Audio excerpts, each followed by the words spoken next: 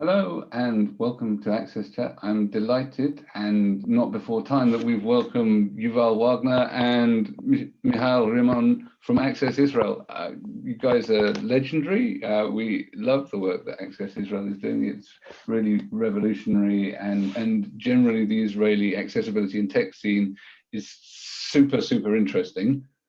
So really glad to have you here. We've been talking infrequently over the last couple of years, but I've been tracking what you've been doing. So please, tell us about this. Tell our audience about the amazing stuff you're doing. And Yuval, if you'd like to start, because you're the founder and of course have the backstory here. Well, if I share all the story, we're not going to have enough time for the core of the information. But shortly, I was a son of a father with disability. I myself was wounded when I was serving as a pilot at a crash. And luckily stayed alive, and I'm quadriplegic, neck down, paralyzed, confined to a wheelchair. By the way, I'm bald, a reddish face, roundish face, and wearing a yellow polo. And my experiencing life in an totally inaccessible country, and you have to understand, nothing is accessible. No sidewalks, no stores, no restaurant, no cinemas, no parks. Nothing is accessibly. And we're talking about the urbanic environment. We're not talking about technology. We're not talking about services. That felt like, on top of dealing with my injury, and on top of dealing psychology with my being a person with disability, on top of dealing how I am with the public, I felt that I got a bonus, which is a house arrest. And that led me one day to take an action, which was a very simple one, to write a letter to the President of Israel. Listen, Mr. President, we have a problem here. Israel is not accessible. And I urge you and call you to make it accessible. And 2 days later, that was 21 years ago, and I wrote it in a regular letter, not in an email. And 2 days later, I get a personal telephone from the Israeli president. Wow. And is asking me about my flight accident, because he was an Israeli pilot too. And then he asked me, what the word? I don't know I never heard about the word accessibility. So those days, the term accessibility was not used at all. It was not known. And then he said to me one sentence that is still in act, and it became our mission target of Access Israel in the state until today. Yuval, I want you to make Israel accessible for all disabilities and in all areas of life. And we're going to launch Access Israel in 6 months in the President's house. End of call. And since then, we established Access Israel, and we're working very hardly on the same mission, making Israel accessible for all disabilities in all areas of life. And as you guys know, and probably all the listeners know, accessibility is all the time changing. So work will never end, but we are trying to do our best to make Israel accessible by the order and the mission that is defined by our Israeli President, Ezer Weizmann.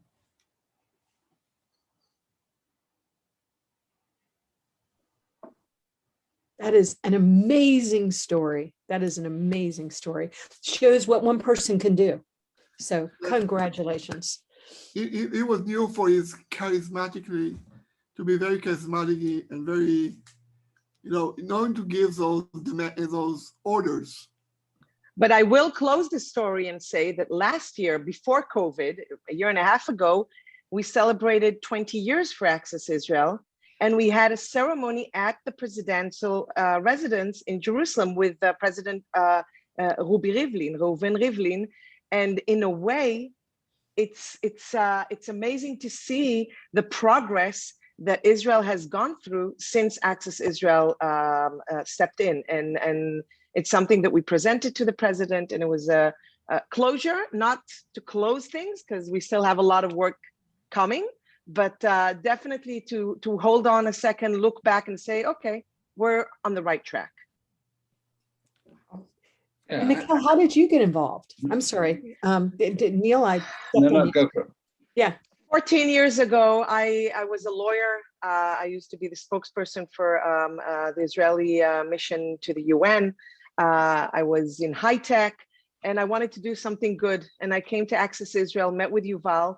And the truth is, I came only for 2 years, just to understand what an NGO is all about, and then go and create my own baby. And luckily,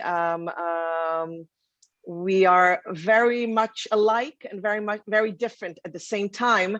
Basically, Yuval gave me the opportunity, Yuval and Rani gave me the opportunity to take Access Israel in a direction that I wanted.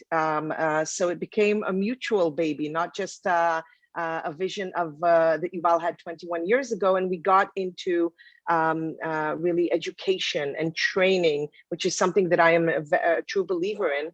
And I've been in Access Israel 14 years. And the amazing thing, and I'm sure that people who are listening in and are in the business of accessibility can relate to what I'm going to say. I think it's a great honor and privilege to deal with this subject, because it's a subject that you go out in the morning, look out, and you see the change happening in front of your eyes. One day is more accessible than the previous one, and it's a great privilege to do that. I would add to that one sentence that Michal said she wants, to lay down. She wants 4-day work, finishing at 4 o'clock. So what happened is she's working 7 days a week, 24 hours a day. And we still have a lot to do. So she's superpower, super CEO, and we are very fortunate and lucky to have Michal leading us. So it's funny how we all have similar stories in this respect. I started with 3 weeks work for a small company, just doing a little bit of work on the side for a little company in Cambridge doing speech recognition systems. I stayed there for nearly 10 years and have been playing with assistive tech for over 20 now. And you're right, it's not a 9 to 5 or an 8 to 4 job. It's a vocation, and we all live and breathe it. And yeah, it is, I think, and I've had this conversation 3 or 4 times today, and I've had the privilege of speaking with, some of our mutual circle. So Stefan from the ILO, people from the European Commission, and we're all saying, actually, it feels like things are moving, like really moving right now. And even within my own organization, where, we've made progress over the 10 years that I've been there, that's much more rapid now. There's, lots more people are engaged. You are looking at stuff, and it's not moving. I used to talk about accessibility being like plate tectonics, right? In that, essentially, you're building up all of this pressure. It feels like nothing's happening, but underneath there's all this pressure, and suddenly you have an earthquake, and something big happens, and then you have a few aftershocks, and then it goes back to stillness and nothing as you build up the pressure. Well, now it feels more like there's a constant cadence of improvements, and I think that's really, really encouraging, and we're building that ecosystem, which is why I'm loving talking to you today and finding out more about what's going on in Israel, because you've gone, you've really put that on warp speed, because you've gone from nothing, as Yuval said, to something that is, you're really, leading in terms of tech, and you're engaging around the world. So how does the sort of Israeli culture of tech impact on sort of disability, accessibility, innovation? Well, it's I think the term today that is very, everyone is talking about is innovations. Innovation in your organization, innovation where how you work and what you do, and to invent yourself every day. And I think from the beginning we like Michal said that we like a commando team. We were in the beginning very small, but we did a lot very fast and very good. So it was all the time this energy of like a startup. It's like really a lot of motivation, a lot of drive, doing things, engaging every challenge. People saying, why do you do so much work? Because we can say no, and we're proud that we can say no. We're not going to say no if someone says, listen, they have a new problem that we have to deal. We're too busy. We have our main thing. No, we're not going to do that. No, we do it also. So it's really, you have to be a little crazy to, and every few years we have consultancy with those, strategic teams that consult to us what to do the next few years. And they go, they don't believe what they see. They always say, no, narrow it down, do much less, do only the things, the 1, 2, 3 things you on your top priority. No, we can't do it. It's in our DNA to make, not to leave anything back. And it's really a little crazy. It's no model like that. But we tried saying that we had to do things in a professional way. So the first lesson that we learned is called awareness first, or to understand the power of awarenesses.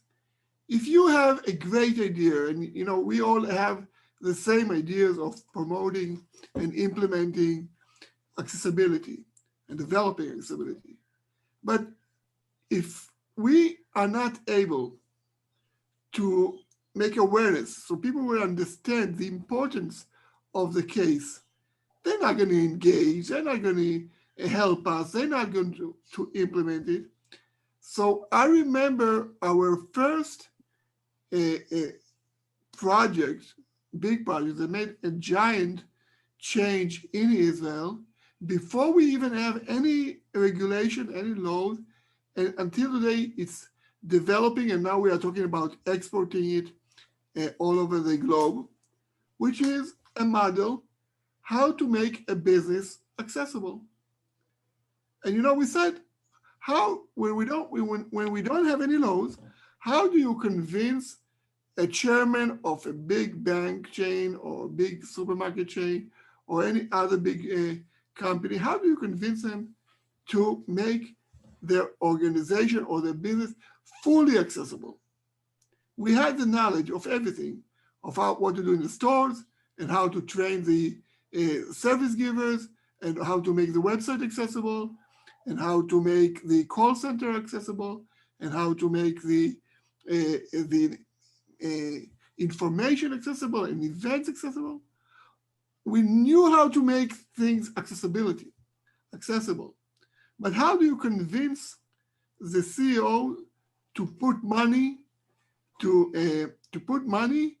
and implementing our demands of accessibility?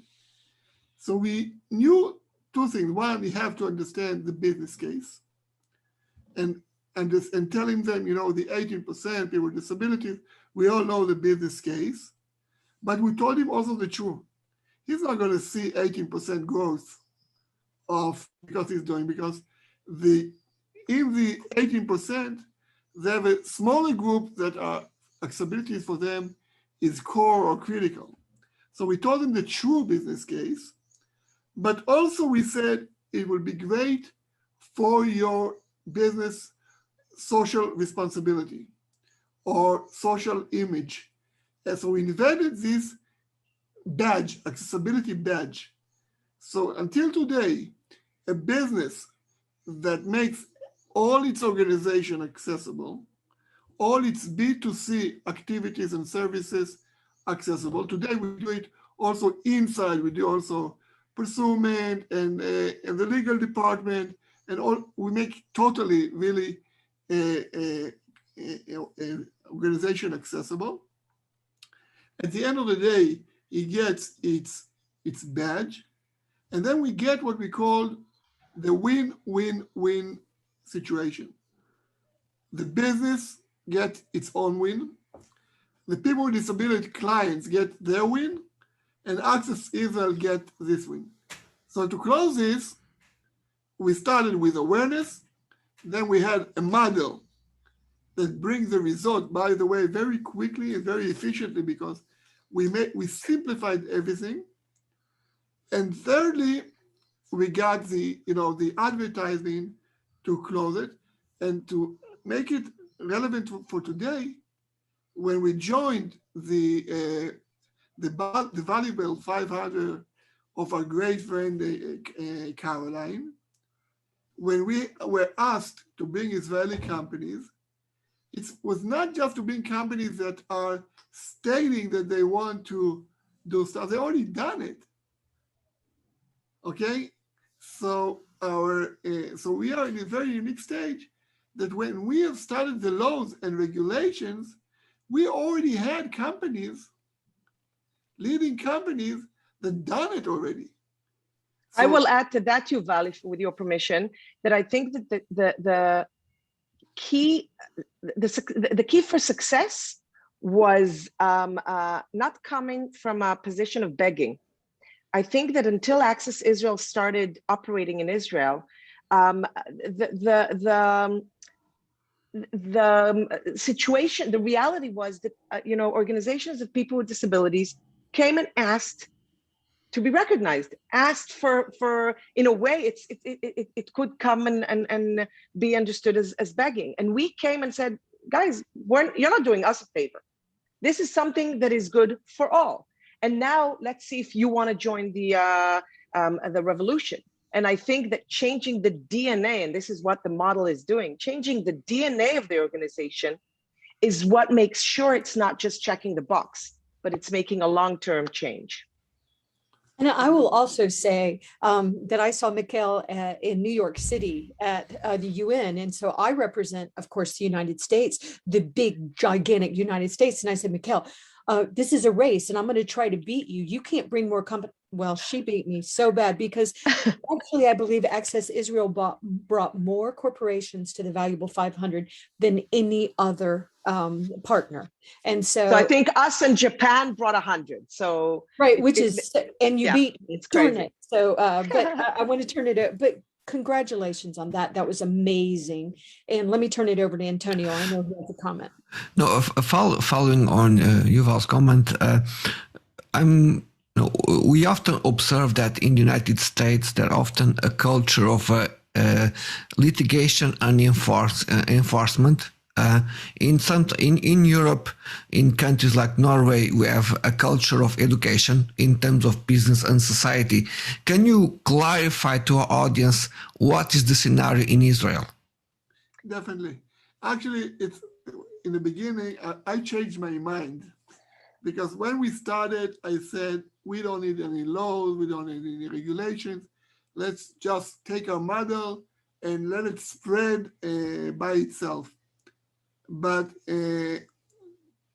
anyway, in Israel, they started another organization, have made the Israeli accessibility, equal rights accessibility laws. And then before, actually the same time that we were founded. So then we were asked, why don't you legislate the accessibility laws in Israel? And so we've done that, and we found a very great strength of the laws. And over here, I would say the way it works. In Israel, we have the law, we have regulations, and we have standards. It's pretty much like other systems around the world. But what's unique about accessibility laws in Israel, that it's not about only public services or government services, it's about everything. Government, municipalities, businesses, and NGOs. Everyone has to be accessible. They have some exempts if you don't have money or if they have other barriers. So it's very fair. It's not, it's not drastic on one hand. If you have problems, they have some procedures how to, be exempt of some of the things. But what's another interesting stuff is that you can make a lawsuit against any entity that is not complying with the law. So this became a very strong tool. You have to do what you have to do. Another interesting, very unique thing is every organization with more than 25 employees must appoint an employee that will be the accessibility director, both inside, promoting accessibility inside, but also, of course, being the point of contact with the customers.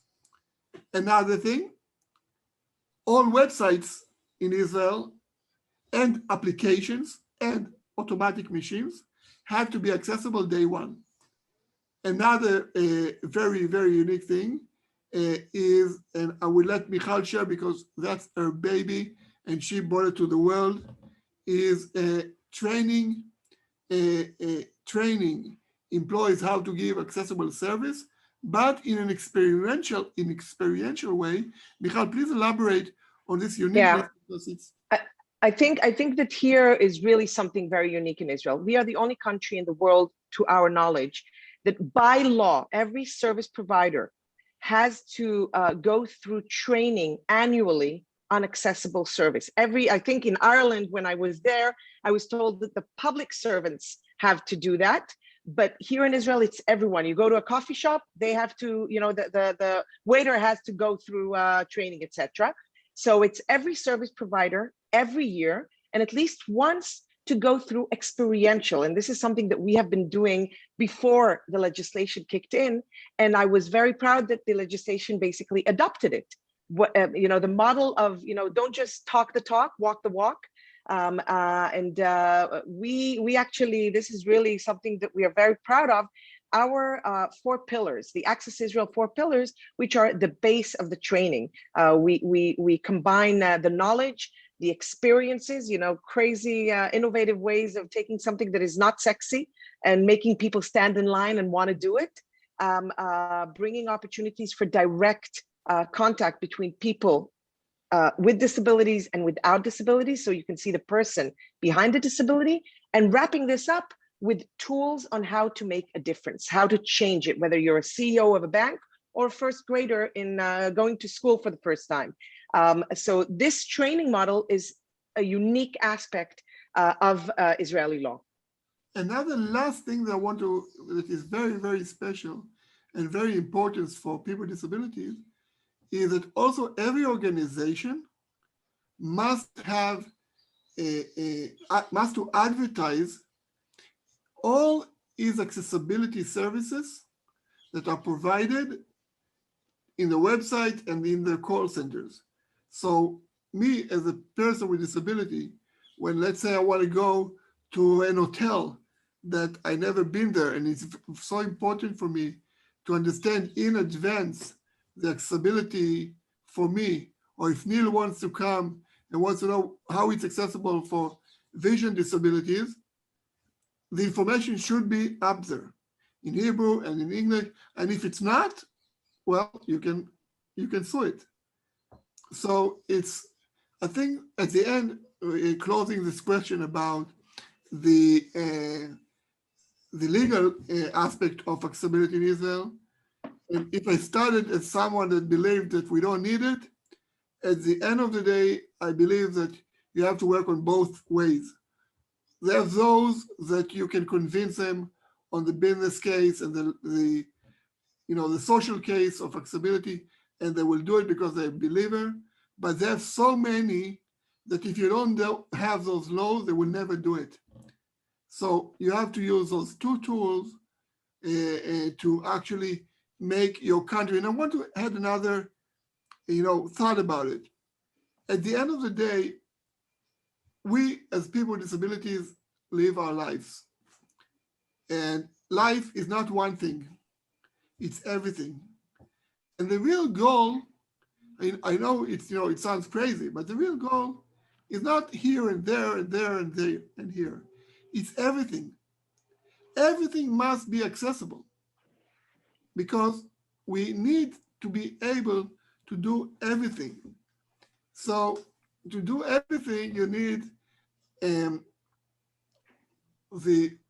to engage in various ways to make it happen. Yeah, makes perfect sense, and yeah, I mean, we don't want just to be able to participate in part of society. We want to engage fully in every aspect of it, and that requires accessibility to be a part of everything that we do. So I mean, Nel, 1 second. I'm sorry to interrupt you. I want to You're say, welcome. Because some of us are coming. Debra coming from a small country called USA, but some of us are from smaller countries. And another unique thing about Israel, because of the laws, accessibility is engaged everywhere, in small towns and in large towns, from north to east, to south, and east to west. So, and it's important because sometimes you go to large, to countries, and the main cities, the large cities are, very progressed and they're doing stuff, but you go 20 minutes aside and nothing is accessible. Okay? Yeah. So Nel, that from, so that's another thing that we never talk about because we usually visit the big cities. But when you go to the smaller cities, the peripheral cities, we have to make sure that those are accessible too. I agree, and I think that as we use more and more technology, there is this parallel and joined up effect with the connectivity as well. And Debra can tell you about how good the Wi-Fi is in the countryside of the United States, right? She's shaking her head now, but essentially, and we're engaged with Africa on a number of initiatives looking at assistive tech in Africa, and actually, just the cost of data and access to data means that you have to have an entirely different approach to how you're doing assistive tech, because you can't take the off-the-shelf Microsoft and Google tools because you can't afford to, because either you don't have the connectivity or you can't afford the connectivity. So then it changes how you do it. So the approach that you've got, as a small nation is great because it's everywhere. Obviously, each country has different stages in their economic development. So how we align our accessibility programs also has to be different. Debra, I know you had a question. First of all, Debra always has questions. I got my mute off. Go ahead. Debra always have questions. So I always have questions. Yeah, we're very, well, I would say all three of us on AXSChat, we do this because we're so curious. But we are the United States. And so all of the states are small countries, really. I mean, that we're the United States. And just, following on what Nel said, there's 330 million Americans, and 163 million Americans do not have access to high-speed internet, which is shameful. Wow. I also want to make a comment based on what you said, Yuval, when you're talking about the big cities being accessible. Sadly, DC, our capital of the United States, is not accessible. I am mortified when guests come and it's terrible. You've been to DC, it's terrible. And so I wish other countries would follow the lead. And I hope that people don't say, well, Israel's a small country, that's why because that's ridiculous, because there are a lot of small countries. Once again, the US is a bunch of small countries, but how do we get other countries to follow your lead? Because you really, really are leading. And I would assume some of it is why you make so many efforts with your community to make sure it's global. But, what can we do to follow your lead? And one more comment, thank y'all for making a carrot and the stick approach. In the States, as Antonio said, we got our big stick out, but we have caused a lot of friction between the community and everybody else, because they feel like, the community people with disabilities are so mean because we're suing them. Well, then become accessible. But anyway. So I I will, with your permission, Yuval, I will talk to you a little bit about this international. What about this community and how do we duplicate it? So I think that, yeah. I want to build up before I want to give like, Go ahead. To bridge your point.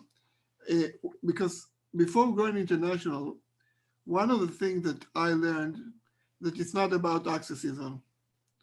Okay, and it's something that you have to understand, and it's very important. Because if Access Israel was wanting to control everything and do everything yourself, we will never get the same results. The moment we understood that, and today in Israel, we have, I think, more than around 1,500 accessibility consultants and firms. So Access Israel is always trying to do the next new things or the next, development of accessibility. But the idea is, how do we make as many people like us, crazy like us, wanted to make accessibility? Because the more the better. Because if each one is doing more and more things, the country is becoming more and more accessible. So saying that, when we learned this in Israel, the same case is going international. And Michal, go here. That's okay, so yeah, basically about 8 years ago, I went to my first international conference. It was Zero Project, a great place to start, in Vienna, at the UN building in Vienna. And I really came to learn, and I did. I learned amazing things, and I think the most amazing thing that Zero Project taught me is that it doesn't matter if you're $1 billion company or you're, there was a Malaysian guy, I think, that has a little Nokia phone that just took a video of him pulling his wheelchair with a rope. So when there's an earthquake, he can evacuate himself easily. And I mean, any innovation, it doesn't matter how much money you have behind it, as long as you're innovative and it's duplicable and sustainable, they wanted to share it. But another thing that I found out during that conference is that I too have stuff to share. It's not just coming and learning from, but it's sharing with. And I think that one of the things that, as Yuval said, we learned in Access Israel, and I was always approached and said, and people asked me, how come you have like 10 minutes at the UN to speak and you mentioned 2 Israeli organizations that are not you? Why do you do that? And the reason is, it's not about me. It's not about Access Israel. We are here to achieve something. And if somebody else is doing a great job, I want to put the spotlight on them and make sure everybody sees it, because maybe that is exactly the information that they want to see. And this is the basic of our international community that we are so proud to have established. Basically, what we do is, we started off with a conference, annual conference. We called it the International Access Israel Conference when we had 5 international guests. We were very proud of that internationality. And the amazing thing is that it just expanded every single year. And I think that the key is that we're not, conferences are great and we go to conferences and learn and share, but we understood that we don't want a conference, another conference. We want a connection. We want to make sure that a month or half a year after the conference, if I want to ask something, I can just WhatsApp and say, hey, Debra, I need help. And Debra, who will remember me fondly and remember the good time we're doing, will say, I'm here for you. What do you need? And this is the idea. The glue, and we were referred to as Access Israel is only a glue, and I'm very proud to be a glue, bringing people together, experts from all over the world, and really, enabling everybody to both learn and share. And we're very proud to do that. And we're looking forward. I think COVID-19 was a great opportunity because it's a lemon, but we turned it into a lemonade with the international and global sharing. And I think that if we started, Neil, by saying that things are really starting to move very fast in a way, I think this is part of it, because we are borderless, and joining hands is what will make us strong. Yeah, I fully agree, and we have this amazing community, and the whole point of AXSChat is around sharing and community. So thank you for being part of it. I also need to thank Barclays Access, MyClearText, and Microlink for continuing to support us to keep these communities alive. I'm really looking forward to you taking part in our discussions on social media, not just this Tuesday, but continuing. So thank you very much again. It's been a real pleasure talking to you. Thank you. Thank you, Yuval. Thank you very much. Next episode, we'll talk again.